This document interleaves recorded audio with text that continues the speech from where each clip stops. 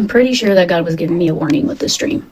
So I had a dream 2 nights ago of me being in like a camp. And when I mean like a camp, it's more like a group of people, and we were in this really huge, nice house. It looked a little makeshift, where we had a lot of people that, like, a lot of my family was there, but a lot of people, other people's family that I didn't know was there as well. And then there was another camp that, I'm going to be honest, this camp was a camp of believers, and the other camp was a camp of people say, yeah, I believe in God, but not really, or they're just kind of more living for the world type thing. And in this dream, everybody was pointing up to the sky. They were like, look, look, look. And it referenced the scripture of, you will see signs and wonders in the sky. And so when I looked up, I saw a lot of different things in the sky, whether it had to do with stars, but a lot of like things that look like stars that were moving really fast. So what I interpret that as was like UFOs, or unidentified flying objects or whatever. And I heard somebody say, when you see this, when you start to see this in the sky, this will happen. And my vision was immediately brought towards the ground, and it was showing me grocery stores. And the shelves were empty. And I mean empty. Everything was gone. No meat, no canned goods, no bread, no nothing, no vegetables, no nothing. There was a complete shortage, like nationwide. So everybody in my camp, or like in this place, facility, this house, whatever it was, we all came together because we were conserving resources. And everybody was super chill with each other. We all helped each other out. There was a lot of kids. The men helped do, the rebuilding and things like that. And the women, we helped tend to the kids. But everybody's focus was on preserving food. And thank goodness that in our camp, we had plenty of provision. But in the other camp, we actually had to blockade our camp off with like metal doors, because the people on the outside were trying to break down into our camp, and they were demanding that we give them our resources. And people were getting vicious. Like, people were in survival mode. And it was like people of all like orientations, people of all backgrounds, people of all economic status. Like, it was from the poorest of poor to the richest of rich. Like, everybody was struggling. But our camp, we kept firm. Like, we had made the provisions. Not only that, but you could tell that God had provided miraculously. Like, we had things like meat, where this other camp, they didn't have any of that. They were lucky to have like even just bread to sustain themselves. And then I woke up.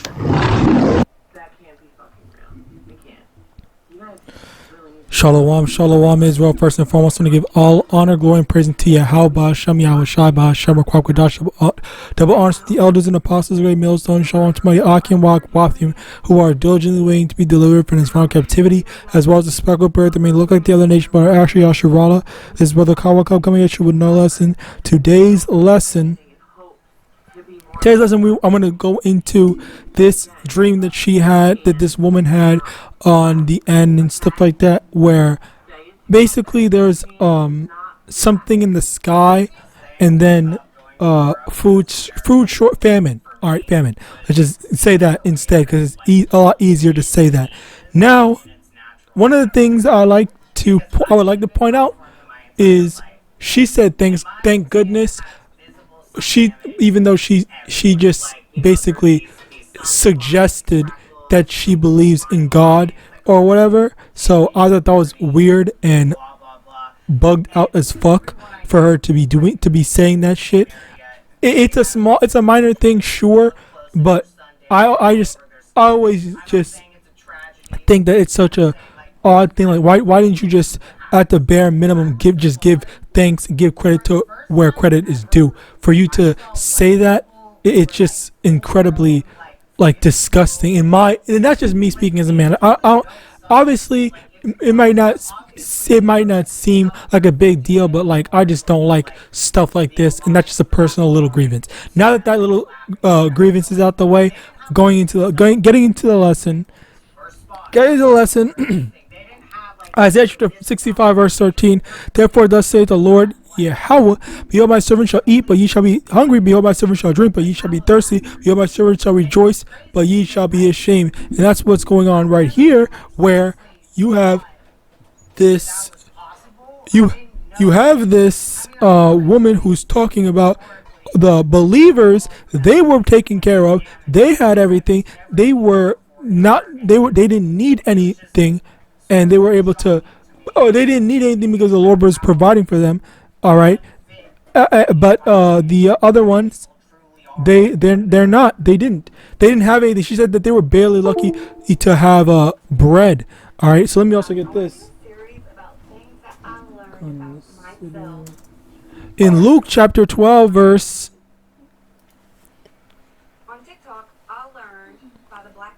21, so is he that layeth up treasure for himself and is not rich toward Yahweh. And he saith unto his disciples, therefore I say unto you, take no thought for your life, what ye shall eat, neither for the body, what ye shall put on. The life is more than meat, and the body is more than raiment. Consider the ravens, for they neither sow nor reap, which neither have storehouse nor barn, and Yahweh feedeth them. How much more are ye better than the fowls? And this reminds me of another one. Elijah, I believe. After work, I'm gonna go and stock up on sunscreen because I gotta be around to take care of my kids. But yeah, y'all stay safe out there. Bear with me one moment. If a white person is out on the sun without applying his sunscreen properly, over here in 1 Kings chapter 17, verse 1, and Elijah the Tishbite, who was of the inhabitants of Gilead, said unto Ahab, as the Lord power of Israel liveth, behold, before whom I stand, there shall not be dew nor rain these years, but according to my word. And the word of the Lord came unto him, saying, get thee hence and turn thee eastward and hide thyself by the brook Cherith that is before Jordan, and it shall be that thou shalt drink of the brook, and I have commanded the ravens to feed thee there. Basically, YAHAWASHI said that he's going to send ravens to feed him, to give him food. All right, so over here, continuing on, verse 5, so he went and did according unto the word of the Lord, for he went and dwelt by the brook Cherith that is before Jordan, and the ravens brought him bread and flesh in the morning, and bread and flesh in the evening, and he drank of the brook. So Yahawashi had sent ravens to give Elijah food. All right, so that's what's going on. If the Lord is dealing with you, you should expect, okay, well, it doesn't matter how bad things look, the Lord's going to provide. The Lord's going to make some miracle happen, be it through somebody or something. And in this instance, YAHAWAH sent ravens to bring bread and meat. All right, and then Elijah was able to eat. So now going back to Isaiah 65 verse 13, it says, therefore thus saith the Lord Yahweh, behold, my servant shall eat, but ye shall be hungry. Behold, my servant shall drink, but ye shall be thirsty. Behold, my servant shall rejoice, but ye shall be ashamed. Meaning that, yeah, we were able to eat, we were able to drink, or we're going to be able to eat, we're going to be able to drink, and we'll be taken care of. But all the other people, they're not going to be taken care of. The Lord is only dealing with the elect. And that's basically what she explained in her dream. All right, that happened in her dream. Continuing on, Luke chapter 6, verse 24. But woe unto you that are rich, for ye have received your consolation. All right, let's continue on actually. Verse 25, woe unto you that are full, for ye shall hunger. Woe unto you that laugh now, for ye shall mourn and reap. So yeah, that's the main thing. All right, that's the main thing where the fact that the wicked, they're thriving, they're enjoying themselves now. They're not going to enjoy themselves later on down the line when all hell breaks loose. The Lord's going to have to put things in its proper. The Lord's going to gradually put things in its proper order, where the righteous that were faithful to Yahweh, they're going to be provided for, they're going to be taken care of, they're going to have food, they're going to be the poor is going to be the rich, and the rich is going to be the poor. All right. Continuing on, Jeremiah chapter 10 verse 2, thus saith the Lord, learn not the way of the heathen, and be not dismayed at the signs of heaven, for the heathen are dismayed at them. So when we see these signs, and when we see all this stuff that's going on, we're going to be looking at that as and rejoicing that yes, the end is near. But these heathens, these people in these heathen mindsets as well, they're not going to be rejoicing. They're going to be scared. They're going to be fearful. They're going to say, "Oh no, no, where's God doing this, that, and the third, or whatever, stuff like that," asking for stuff to change. All right. Next, Matthew chapter 24 verse 7: For a nation shall rise against nation, and kingdom against kingdom, and there shall be famines, pestilence, and earthquakes in diverse places. Is verse 8. All these are the beginning of sorrows. So these are a part of the prophecies, the signs that we see that lets us know that we are that much closer to the end. We're that much closer to Yahawashai's return, and Yahweh sending Yahawashai, and Yahweh establishing Yahawashai's rulership in this world for the kingdom of heaven. All right, so these are parts of the signs. Famine. That was what she had said she saw in her dream, which that is a sign of the end. That's one of the signs of the end. That's one of the signs that, okay, yeah, we're almost out of here. All right.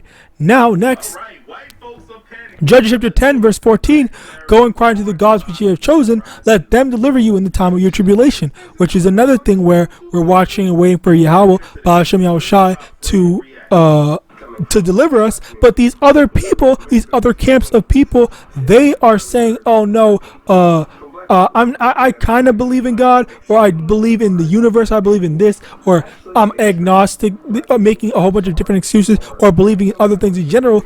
They are not going to be protected by Yahweh, and they will have to expect, "Oh, go look for help by the gods that you served, the God that you believed in, rather than the God Yahweh of the Israelites," because he gave the Israelites time to repent, and when they did not accept that, then they're just going to have to pay for that. They're just going to have to accept that. Right? Continuing on, 2 Ezra chapter 15 verse 16: For there shall be sedition among men, and invading one another. They shall not regard their kings nor princes, and the course of their actions shall stand in their power. All right. So the thing here is that there's going to be a day and time when the Lord's going to send, when all hell is going to break loose, and people are going to just say, "Okay, well, I don't have any food. I need to take care of my kid. I'm going to take care of myself, my whatever," and they're just going to say, "Okay, well, there's nothing stopping us. There's no more authority stopping us, or whatever. We're just going to go and stir up trouble. We're going to go and steal from our neighbors and stuff like that," which, again, another thing that she was saying that she saw in the dream, where the people were trying to steal from her group because they didn't have anything. All right. So once again, it goes back into the whole thing where we're watching this stuff happen. All right. People are just saying, "Well, I don't care. I'm just going to kill people. There's nothing that's going to stop me. I need to eat," and stuff like that. And people get desperate. All right. So as a result, people get desperate. There's no need for them to hold back to say, "Okay, well, let me be a good neighbor," and whatnot. So let me read this again. 2 Ezra 15 verse 16: For there shall be sedition among men, and invading one another. They shall not regard their kings or princes, and the course of their actions shall stand their power. So even the rich people, they will go and say, "Okay, I'm gonna go. I don't have anything, even though I made this bunker, and because I have this bunker, I'm a target now." So these poor people, they're gonna go in and say, "Okay, we're gonna go and kill this rich person, and then take his bunker, and then go stay in there instead of him reaping the benefits of him staying in the bunker." And that's basically the thing. People think that, "Oh yeah, we're gonna be taken care of. I'm gonna be fine and whatnot," but in actuality, no. All that stuff that went right out the window goes out right out the window when Yahweh Shai, which actually, let's get that in Luke chapter 12 verse 21.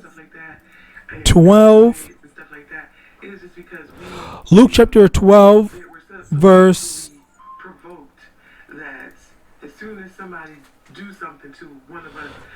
16. And he spake a parable unto them, saying, the ground of a certain rich man brought forth plentifully. I'll just read it all the way through. Verse 17. And he thought within himself, saying, what shall I do, because I have no room where to bestow my fruits? And he said, this will I do, I will pull down my barns and build greater, and there will I bestow all my fruits and my goods. And I will say to my soul, soul, thou hast much good laid up for many years, take thy ease, eat, drink, and be merry. But Yahweh said unto him, well, Slakia, first off, this is someone that basically stored up food and has all the resources for many years, just like an underground bunker. They basically had an underground bunker and stuff like that. This obviously isn't an underground bunker, but it's basically the equivalent to it. Continuing on, verse 20, but Yahweh said unto them, thou fool, this night thy soul shall be required of thee, then whose shall those things be which thou hast provided? So is he that layeth up treasure for himself is not rich towards Yahweh. Basically, the thing here is that people thought, basically, they thought, oh, well, because I have money, I'm going to prepare everything to be ready for a crisis happening, but yet, when said crisis happen, when the crisis actually happens, they're not actually ready, and as a result of them not being ready, not being ready in the eyes of Yahawadah, as in getting on the good side of Yahawadah, then you're just inviting destruction. All right. So with that, I pray this lesson was edifying. I want to give all honor, glory, and praise unto Yahawadah, Shem Yahawashi, Shem Kwakwadosh, double honors to the elders and apostles, the great mill, son of Badwal, Shalom.